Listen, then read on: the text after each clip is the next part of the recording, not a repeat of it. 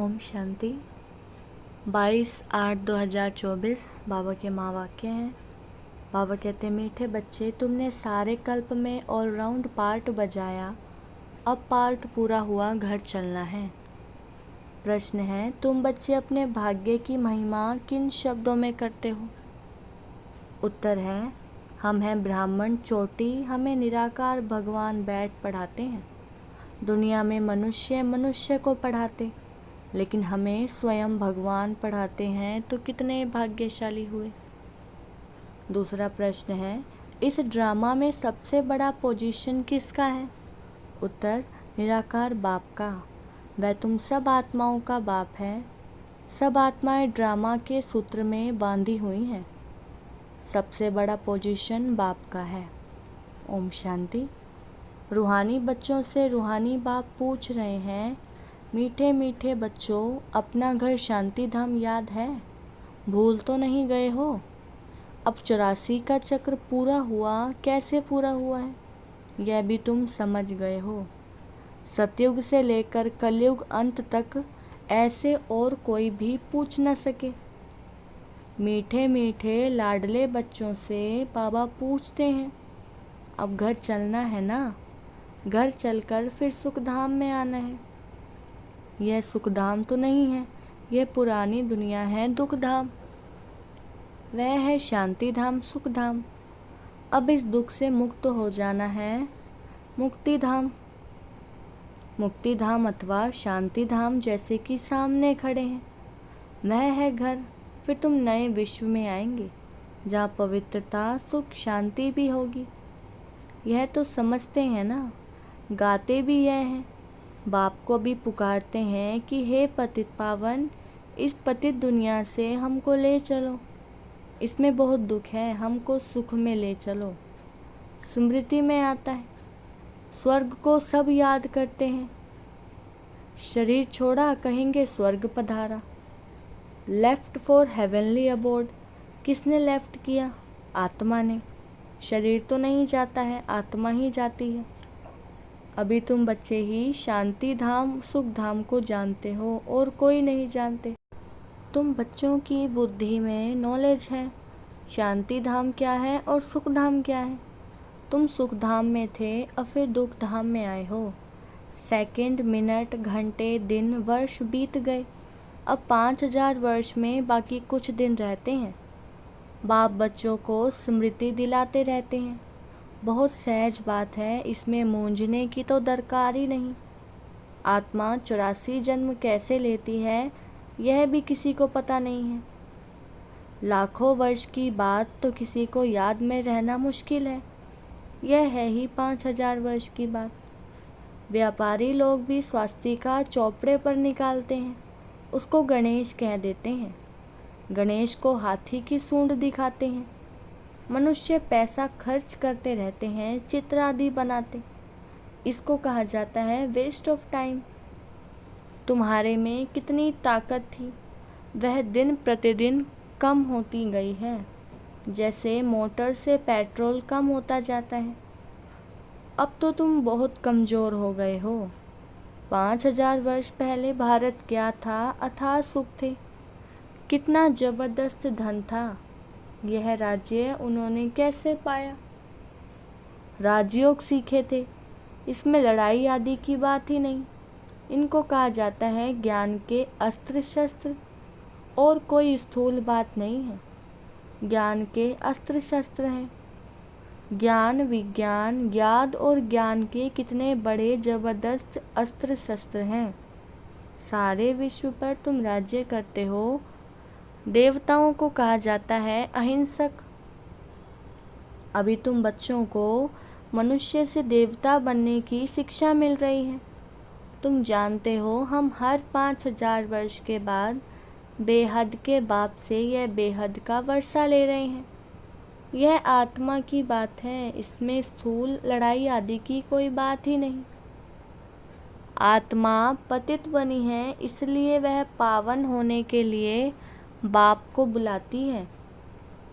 अब बाप कहते हैं, मीठे मीठे बच्चे, अब तो घर जाना है। यह है जीव आत्माओं की दुनिया। वह है आत्माओं की दुनिया। उसको जीव आत्माओं की दुनिया नहीं कहेंगे। यह घड़ी घड़ी स्मृति में लाना चाहिए कि हम दूर देश के रहने वाले हैं। हम आत्माओं का घर यह ब्रह्मांड है। यह भी बुद्धि में रहे, हम वहाँ रहते हैं, इस आकाश तत्व से पार, जहाँ सूर्य चांद भी नहीं होते। हम वहाँ के रहने वाले यहाँ पार्ट बजाने आए हैं। 84 का पार्ट बजाते हैं। सब तो 84 जन्म ले नहीं सकते। आहिस्ते आहिस्ते ऊपर से उतरते आते हैं। हम ऑलराउंडर हैं। सब काम करने वाले को ऑलराउंडर कहा जाता है। तुम भी ऑलराउंडर हो। आदि से अंत तक तुम्हारा पार्ट है। अब इस चक्र का अंत है तो भी ऊपर से आते रहते हैं। बहुत बच्चे रहे हुए हैं जो ऊपर से आते रहते हैं, वृद्धि को पाते रहते हैं। बाप ने तुम बच्चों को हम सो का अर्थ भी समझाया है। वह लोग तो कहते हम आत्मा सो परमात्मा है। उनको तो ड्रामा के आदि मध्य अंत ड्यूरेशन आदि का भी कुछ पता नहीं है। तुमको बाप ने समझाया है, इस शरीर में तुम अभी ब्राह्मण हो। प्रजापिता ब्रह्मा द्वारा शिव बाबा ने तुमको एडॉप्ट किया है।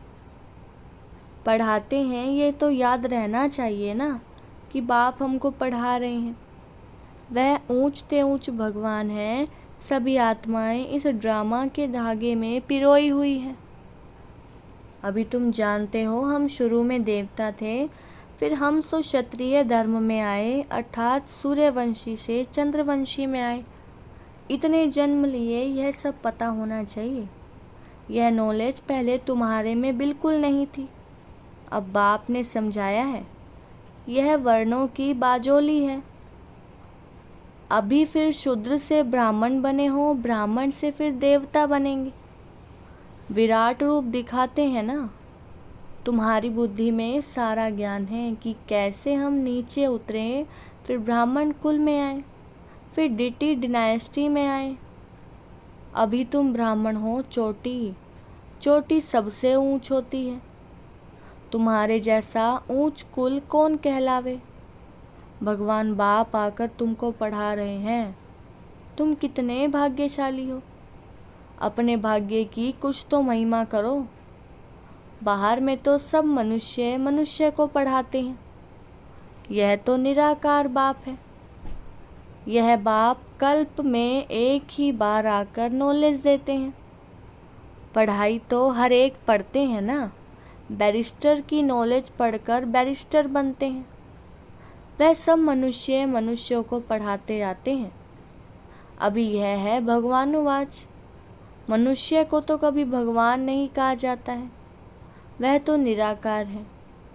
यहाँ आकर तुम बच्चों को पढ़ाते हैं। पढ़ाई ना सूक्ष्म वतन में ना मूल वतन में पढ़नी होती है। पढ़ाई होती ही यहाँ है। इसमें मूंझने की तो कोई बात ही नहीं। स्कूल में कभी स्टूडेंट कहेंगे क्या कि हम मूंझते हैं। हमको निश्चय नहीं होता। पढ़ाई को पढ़कर अपना स्टेटस लेते हैं।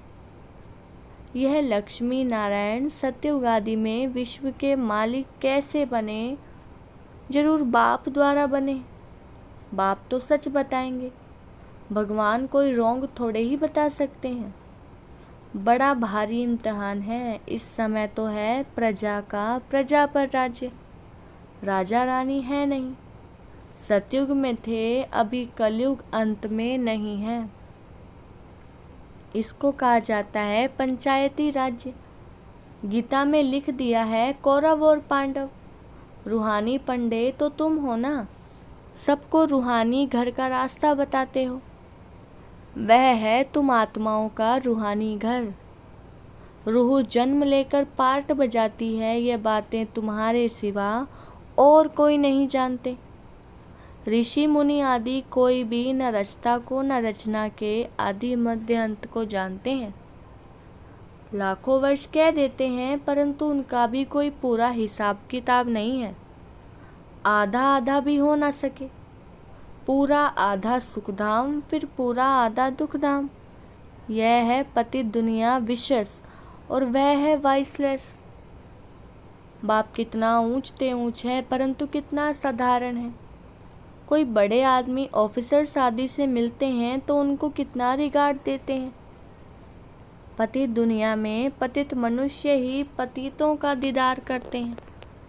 पावन तो है ही गुप्त, बाहर से दिखाई कुछ नहीं पड़ता है। बाप को कहा जाता है नॉलेजफुल ब्लीसफुल। सब बातें बाप में फुल है, इसलिए उनको ज्ञान का सागर कहा जाता है। हर एक मनुष्य के पोजीशन की महिमा अलग अलग है। वजीर को वजीर, प्राइम मिनिस्टर को प्राइम मिनिस्टर ही कहेंगे। यह फिर है ऊंचते ऊंच भगवान। सबसे बड़ा पोजीशन है निराकार बाप का, जिसके हम बच्चे हैं। वहाँ हम सब बाप के साथ परम धाम में रहते हैं, वह घर है। यहाँ सबको अपना अपना पार्ट मिला हुआ है। कोई एक जन्म का भी पार्ट बजाकर वापस चले जाते हैं। बाप समझाते हैं ये मनुष्य सृष्टि का वैरायटी झाड़ है, एक ना मिले दूसरे से। आत्मा तो एक जैसी है, बाकी शरीर एक ना मिले दूसरे से नाटक भी दिखाते हैं, जिसमें एक जैसी दो शक्ल बनाते हैं, जिसमें मूंझ जाते हैं कि पता नहीं हमारा पति यह है या दूसरे हैं। यह तो बेहद का खेल है। इसमें एक ना मिले दूसरे से। हर एक के फीचर्स अलग अलग हैं। आयु भले एक जैसी हो परंतु फीचर्स एक जैसे हो न सकें। हर जन्म में फीचर्स बदलते जाते हैं। कितना बड़ा बेहद का नाटक है तो उनको जानना चाहिए। सारे सृष्टि के आदि मध्य अंत का ज्ञान तुम्हारी बुद्धि में है। हर एक का ड्रामा में जो पार्ट है वही बजाएंगे। ड्रामा में कोई रिप्लेस नहीं हो सकता। बेहद का ड्रामा है ना, जन्म लेते रहते हैं। सबके फीचर्स अलग अलग हैं। कितने वैरायटी फीचर्स हैं। यह नॉलेज सारी बुद्धि से समझने की है, कोई किताब आदि नहीं है। गीता का भगवान हाथ में गीता ले आता है क्या? वह तो ज्ञान का सागर है, पुस्तक थोड़े ही ले आया। पुस्तक तो भक्ति मार्ग में बनते हैं, तो यह सब ड्रामा में नोंद है। एक सेकंड ना मिले दूसरे से। तुम बच्चों को तो सब समझा दिया है। चक्र पूरा हो फिर नए सिरे शुरू होगा। अब तुम पढ़ रहे हो, बाप को भी तुम जान गए हो, रचना को भी जान गए हो। मूल वतन से यहाँ आते हो पार्ट बजाने। स्टेज कितनी बड़ी है, इनका कोई माप नहीं हो सकता, कोई भी पहुँच नहीं सकते। सागर और आकाश का कोई अंत नहीं पा सकते, इसलिए बेअंत गाया जाता है। आगे इतनी कोशिश नहीं करते थे, अभी कोशिश करते हैं। साइंस भी अभी है, फिर कब शुरू होगी? जब उन्हों का पार्ट होगा। तो इतनी यह सब बातें शास्त्रों में थोड़े ही हैं। सुनाने वाले के बदले सुनने वाले का नाम डाल दिया है। यह काली आत्मा, वह गोरी आत्मा। काली आत्मा इनके द्वारा सुनकर गोरी बनी है। नॉलेज से कितना ऊंच पद मिला है। यह है गीता पाठशाला। कौन पढ़ाते हैं? भगवान राजयोग सिखाते हैं अमरपुरी के लिए, इसलिए इसको अमर कथा भी कहा जाता है। जरूर संगम पर ही सुनाई होगी। जिन्होंने कल पहले पढ़ा है वही आकर फिर पढ़ेंगे, फिर नंबरवार पद पाएंगे। तुम यहाँ कितनी बार आए हो? अनगिनत। कोई पूछे यह नाटक कब शुरू हुआ है, तुम कहेंगे यह तो अनादि चला आ रहा है। गिनती की बात नहीं हो सकती, पूछने का ख्याल भी नहीं आता। शास्त्रों में सभी हैं भक्ति मार्ग की कहानियाँ जो पढ़ते रहते हैं। यहाँ तो अनेक भाषाएं हैं। सतयुग में अनेक भाषाएं आदि नहीं होती। एक धर्म, एक भाषा, एक राज्य की तुम स्थापना कर रहे हो। वे लोग तो शांति स्थापन करने की राय देने वालों को प्राइज देते रहते हैं। शिव बाबा तुमको सारे विश्व में शांति स्थापन करने की राय देते हैं, उनको तुम फिर क्या प्राइज देंगे? वह तो और ही तुमको प्राइज देते हैं, लेते नहीं। यह समझने की बातें हैं, कल की बात है। जबकि इन्हों का राज्य था, अभी तो रहने की जगह नहीं है। वहाँ तो 2-3 मंजिल बनाने की भी दरकार नहीं रहती, लकड़े आदि की दरकार नहीं। वहाँ तो सोने चांदी के मकान होते हैं, साइंस के जोर से झट मकान बन जाते हैं। यहाँ तो साइंस से सुख भी है तो दुख भी है, इससे सारी दुनिया खल्लास हो जाएगी। इसको कहा जाता है फॉल ऑफ पॉम्पिया। माया का कितना पंप है। साहूकारों के लिए जैसे स्वर्ग है, इसलिए वह तुम्हारी बात भी नहीं सुनते। आगे तुम भी नहीं जानते थे कि यहाँ तो बाप आकर डायरेक्ट तुमको पढ़ाते हैं। बाहर में तो फिर भी बच्चे पढ़ाते हैं, मित्र संबंधी आदि भी याद आते रहते हैं। यहाँ तो बाप बैठ समझाते हैं। दिन प्रतिदिन तुम याद की यात्रा में पक्के होते जाएंगे, फिर तुमको कुछ भी याद नहीं आएगा, सिर्फ घर और राजधानी याद आएगी। फिर यह नौकरी आदि याद नहीं आएगी।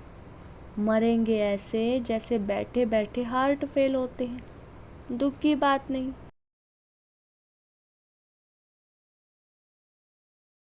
और स्वर्ग के मालिक बने, तुम्हारा तो हक है, सबका नहीं, क्योंकि स्वर्ग में सब तो नहीं आएंगे ना।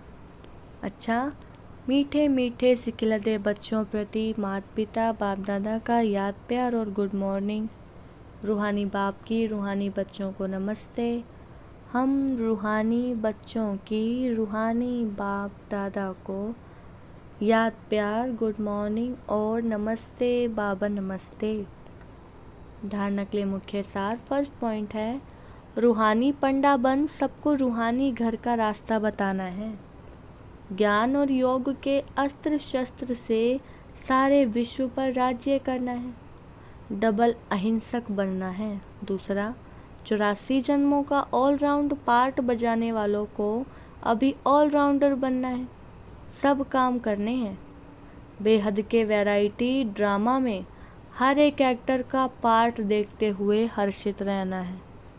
वरदान है, अविनाशी उमंग उत्साह द्वारा तूफान को तोहफा बनाने वाले श्रेष्ठ ब्राह्मण आत्मा भव। वरदान का विस्तार, उमंग उत्साह ही ब्राह्मणों की उड़ती कला के पंख हैं, इन्हीं पंखों से सदा उड़ते रहो। यह उमंग उत्साह आप ब्राह्मणों के लिए बड़े से बड़ी शक्ति है। नीरस जीवन नहीं है, उमंग उत्साह का रस सदा है। उमंग उत्साह मुश्किल को भी सहज कर देता है, वह कभी दिल शिकस्त नहीं हो सकते। उत्साह तूफान को तोहफा बना देता है। उत्साह किसी भी परीक्षा व समस्या को मनोरंजन अनुभव कराता है।